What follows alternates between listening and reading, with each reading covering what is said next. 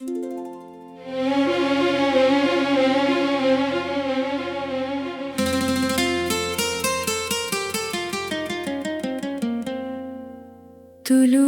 आफ़ताब से पहले की खामोश घड़ी थी, जब आसमान अभी नीले और सियाह रंग के दरमियान ठहरा हुआ था। हवा में शबनम की खुशबू बसी हुई थी, दरख्त अपने पत्तों पर रात की आखिरी निमी संभाले खड़े थे।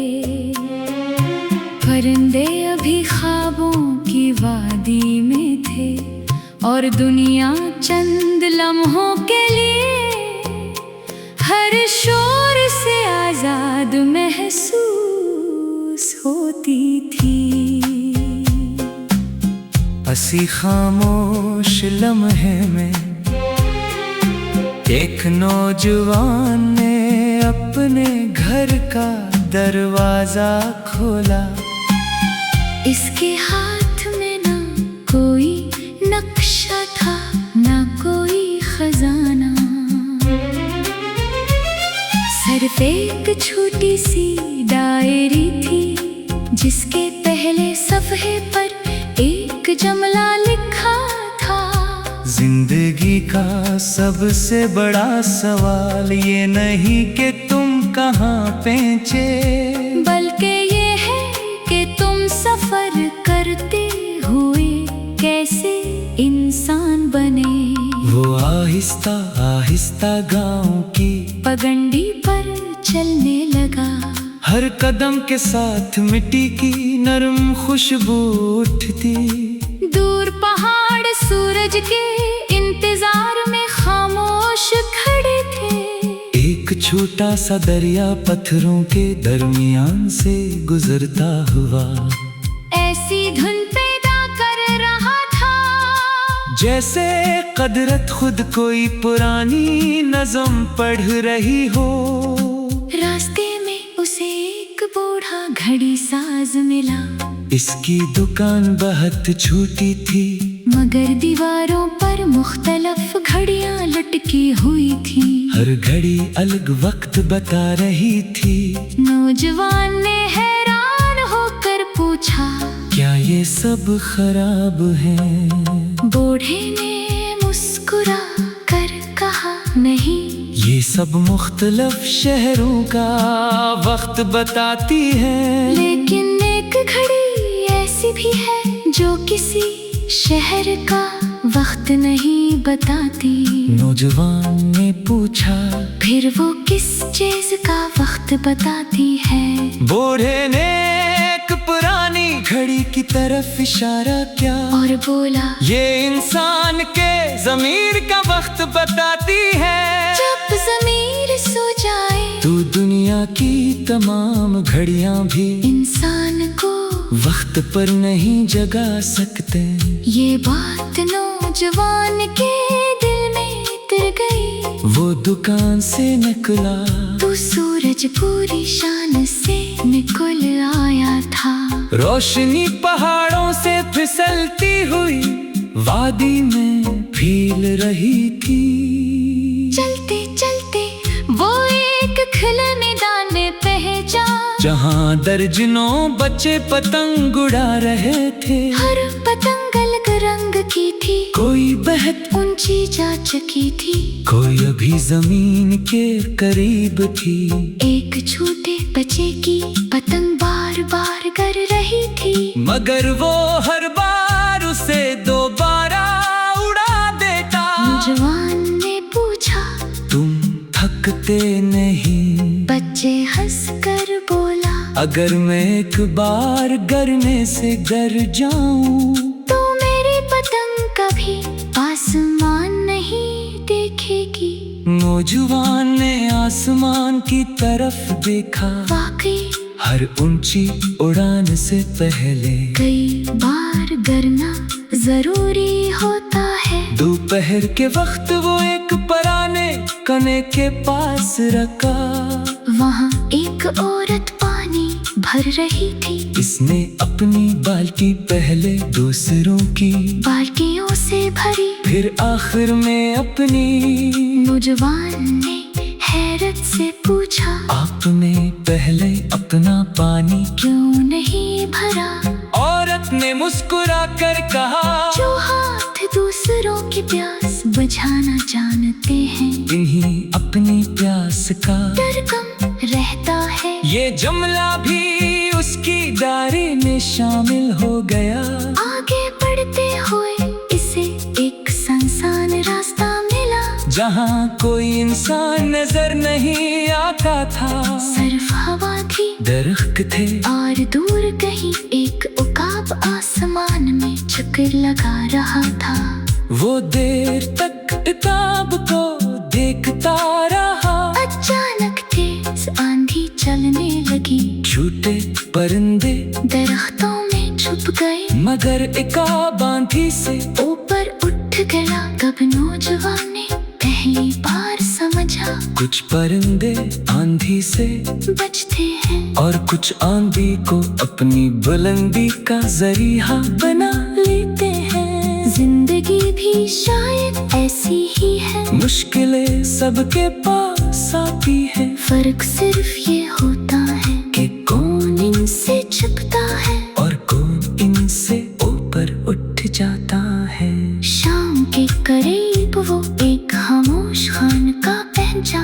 वहाँ चंद बुजुर्ग बैठे थे। कोई जिक्र में मसरूफ था, कोई किताब पढ़ रहा था, कोई खामोश आसमान को देख रहा था। एक बुजुर्ग ने उसे अपने पास बुलाया और पूछा, बेटा तुम क्या ढूंढ रहे हो? नौजवान ने जवाब दिया, मैं जिंदगी का मतलब तलाश कर रहा हूँ। बुजुर्ग मुस्कुराए।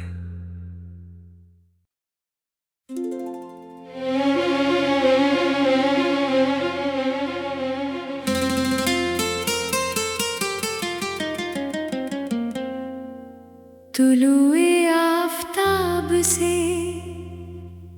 पहले की खामोश घड़ी थी, जब आसमान अभी नीले और सियाह रंग के दरमियान ठहरा हुआ था।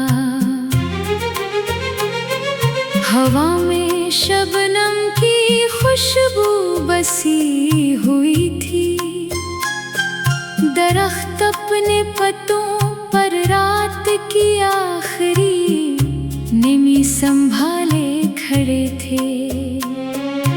परिंदे अभी ख्वाबों की वादी में थे और दुनिया चंद लम्हों के लिए हर शोर से आजाद महसूस होती थी। हंसी खामोश लम्हे में एक नौजवान ने अपने घर का दरवाजा खोला। इसके हाथ में ना कोई नक्शा था, ना कोई खजाना, सिर्फ एक छोटी सी डायरी थी जिसके पहले सफ़े पर एक जुमला लिखा था। जिंदगी का सबसे बड़ा सवाल ये नहीं कि तुम कहाँ पहुँचे, बल्कि ये है कि तुम सफर करते हुए कैसे इंसान बने। वो आहिस्ता आहिस्ता गांव की पगडंडी पर चलने लगा। हर कदम के साथ मिट्टी की नरम खुशबू उठती। दूर पहाड़ सूरज के इंतजार में खामोश खड़े थे। एक छोटा सा दरिया पत्थरों के दरमियान से गुजरता हुआ ऐसी धुन पैदा कर रहा था जैसे कदरत खुद कोई पुरानी नज़म पढ़ रही हो। रास्ते में उसे एक बूढ़ा घड़ी साज मिला। इसकी दुकान बहुत छोटी थी, मगर दीवारों पर मुख्तलिफ घड़ियां लटकी हुई थी। हर घड़ी अलग वक्त बता रही थी। नौजवान ने हैरान होकर पूछा, क्या ये सब खराब है? बूढ़े ने मुस्कुरा कर कहा, नहीं, ये सब मुख्तलिफ शहरों का वक्त बताती है। लेकिन एक घड़ी ऐसी भी है जो किसी शहर का वक्त नहीं बताती।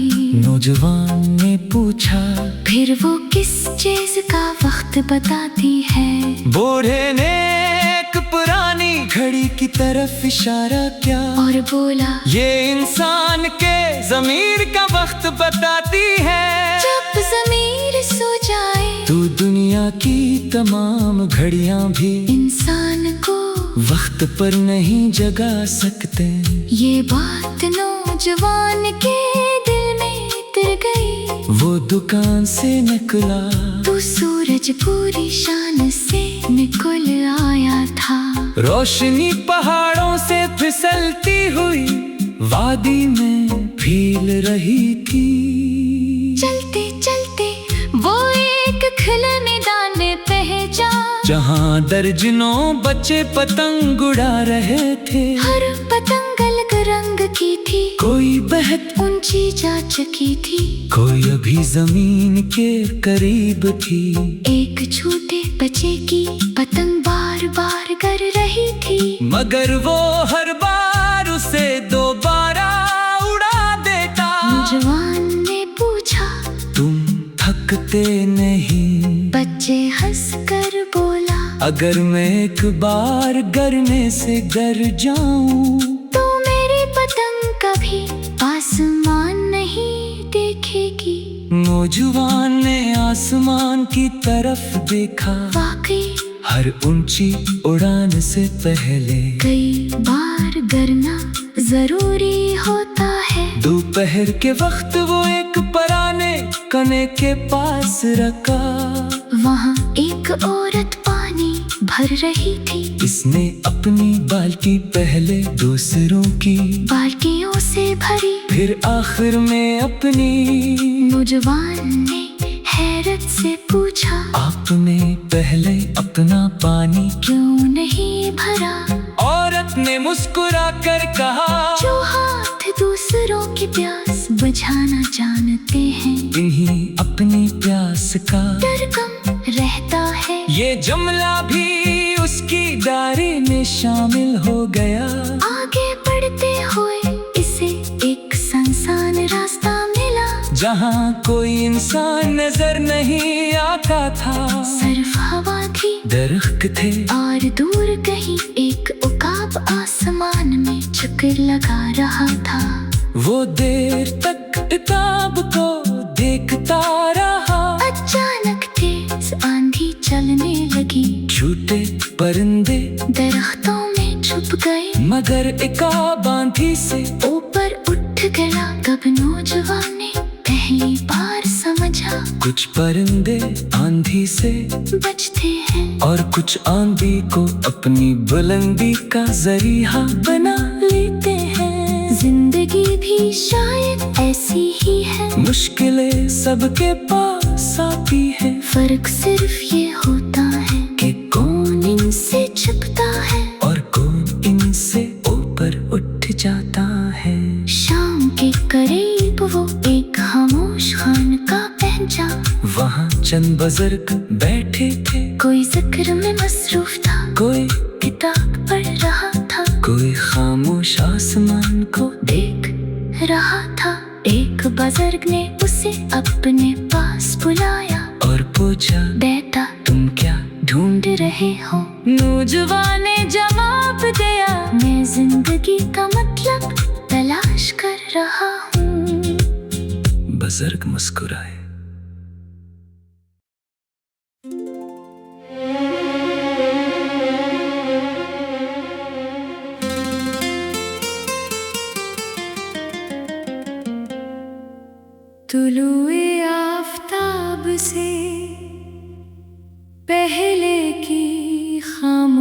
घड़ी थी। जब आसमान अभी नीले और सियाह रंग के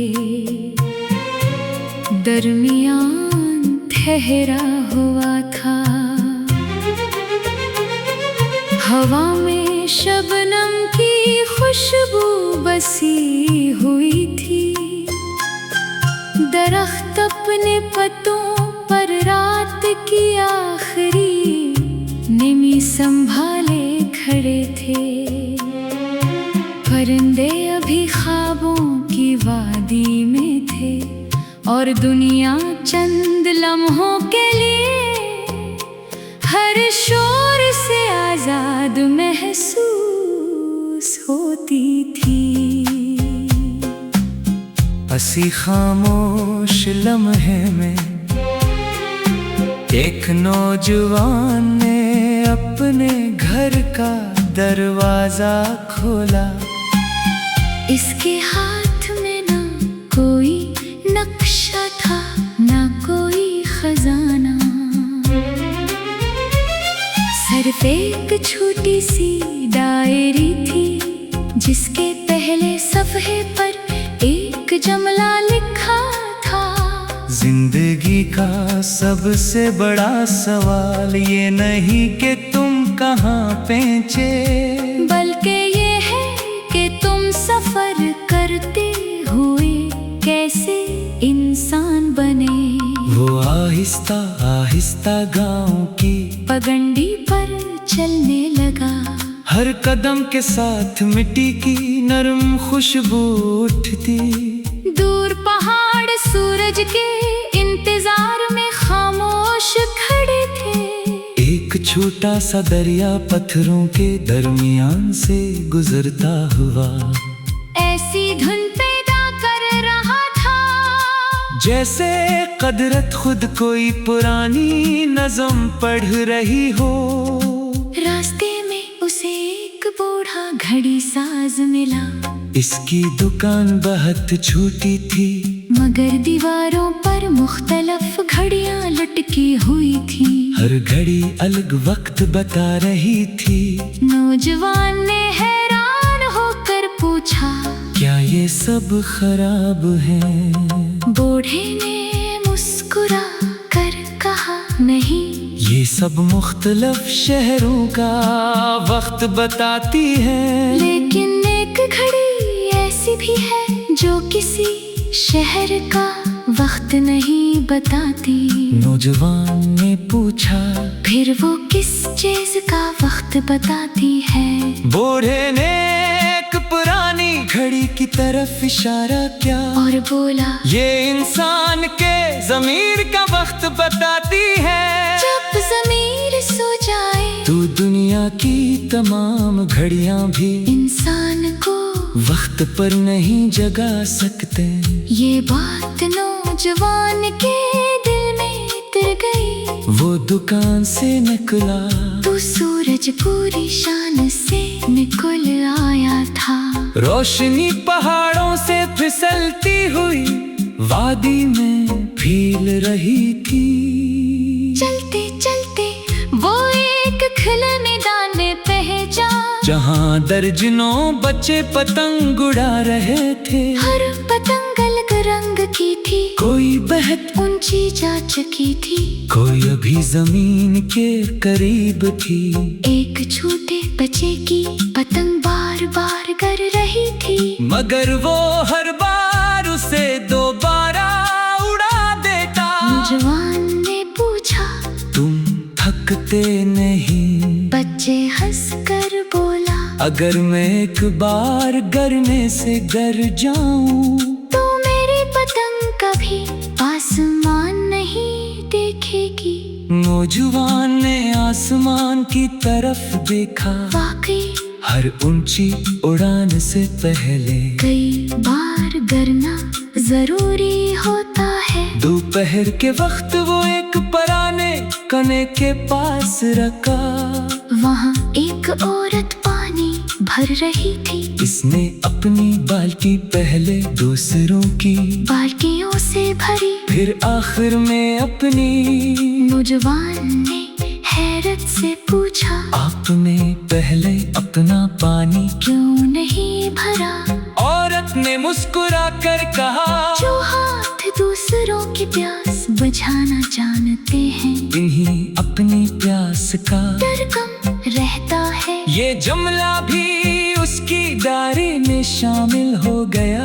आगे बढ़ते हुए इसे एक सुनसान रास्ता मिला, जहाँ कोई इंसान नजर नहीं आता था। सिर्फ हवा थी, दरख्त थे और दूर कहीं एक उकाब आसमान में चक्कर लगा रहा था। वो देर तक किताब को देखता रहा। अचानक तेज आंधी चलने लगी, छोटे परिंदे दरख्तों में छुप गए, मगर एक आंधी से ऊपर उठ गया। तब नौजवान ने पहली बार समझा, कुछ परिंदे आंधी से बचते हैं और कुछ आंधी को अपनी बुलंदी का जरिया बना लेते हैं। जिंदगी भी शायद ऐसी ही है, मुश्किलें सबके पास आती है। फर्क सिर्फ ये होता है कि कौन इनसे छिपता है और कौन इनसे ऊपर उठ जाता है। शाम के करीब वो एक खामोश खानका पहुंचा। वहाँ चंद बुजुर्ग बैठे थे, कोई जिक्र में मसरूफ था, कोई किताब पढ़ रहा था, कोई खामोश आसमान को देख रहा था। एक बुजुर्ग ने उसे अपने पास बुलाया और पूछा, बेटा तुम क्या ढूंढ रहे हो? नौजवान ने जवाब दिया, मैं जिंदगी का मतलब तलाश कर रहा हूँ। बुजुर्ग मुस्कुराए।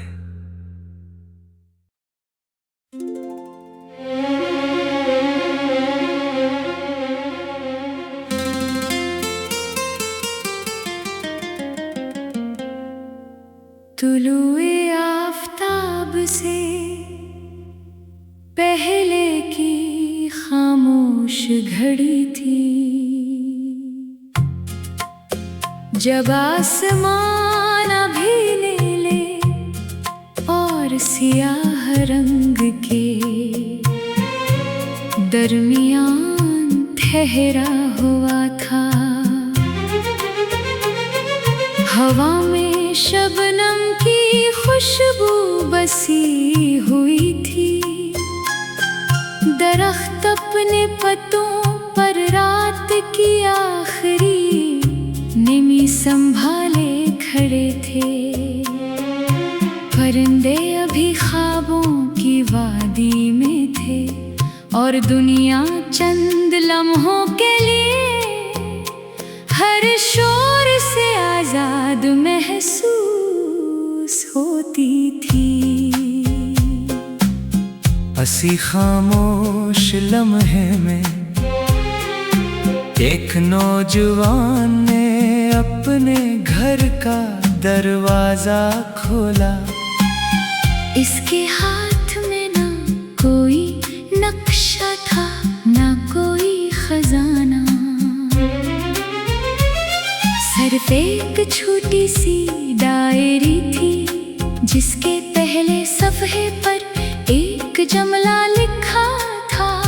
जिंदगी का सबसे बड़ा सवाल ये नहीं कि तुम कहाँ पहुँचे, बल्कि ये है कि तुम सफर करते हुए कैसे इंसान बने। वो आहिस्ता आहिस्ता गाँव की पगडंडी पर चलने लगा। हर कदम के साथ मिट्टी की नरम खुशबू उठती। दूर पहाड़ सूरज के इंतजार में खामोश खड़े थे। एक छोटा सा दरिया पत्थरों के दरमियान से गुजरता हुआ ऐसी धुन पैदा कर रहा था, जैसे कुदरत खुद कोई पुरानी नज़म पढ़ रही हो। रास्ते में उसे एक बूढ़ा घड़ी साज मिला। इसकी दुकान बहुत छोटी थी, मगर दीवारों पर मुख्तलिफ घड़ियां लटकी हुई थी। हर घड़ी अलग वक्त बता रही थी। नौजवान ने हैरान होकर पूछा, क्या ये सब खराब है? बूढ़े ने मुस्कुरा कर कहा, नहीं, ये सब मुख्तलिफ शहरों का वक्त बताती है। लेकिन एक घड़ी ऐसी भी है जो किसी शहर का वक्त नहीं बताती। नौजवान ने पूछा, फिर वो किस चीज का वक्त बताती है?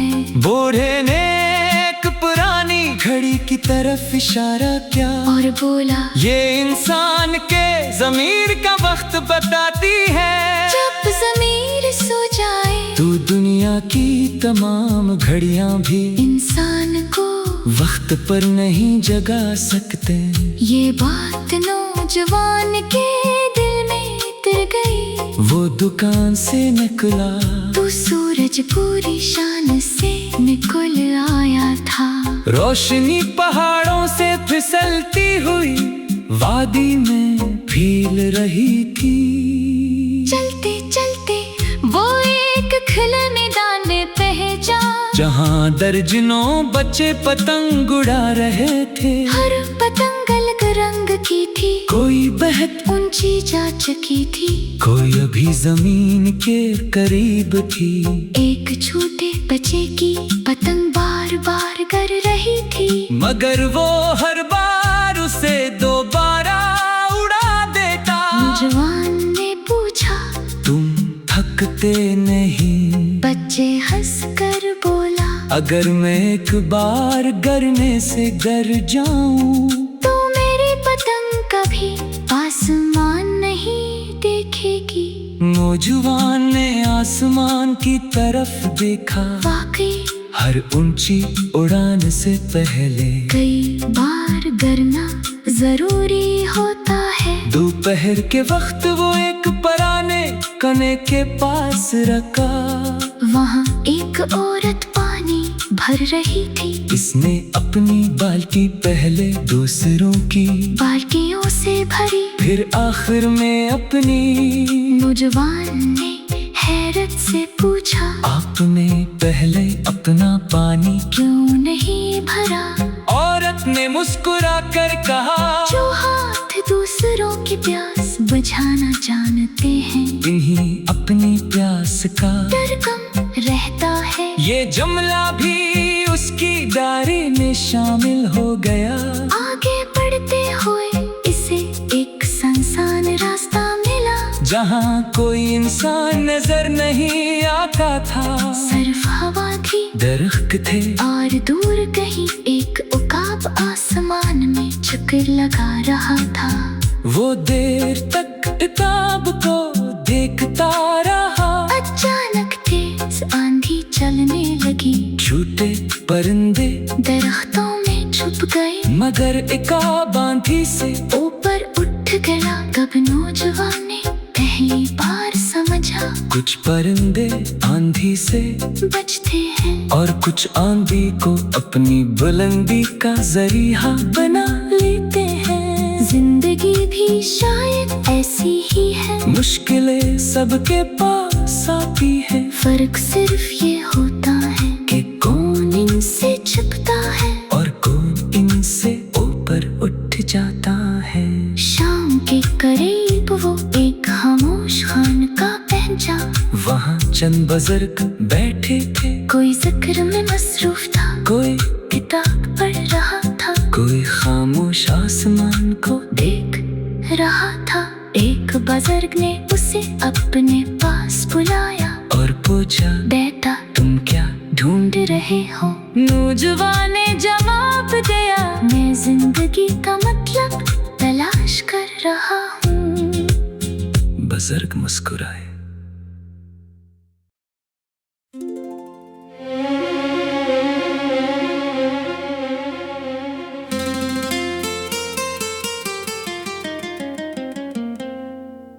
तुलुए आफताब से पहले की खामोश घड़ी थी,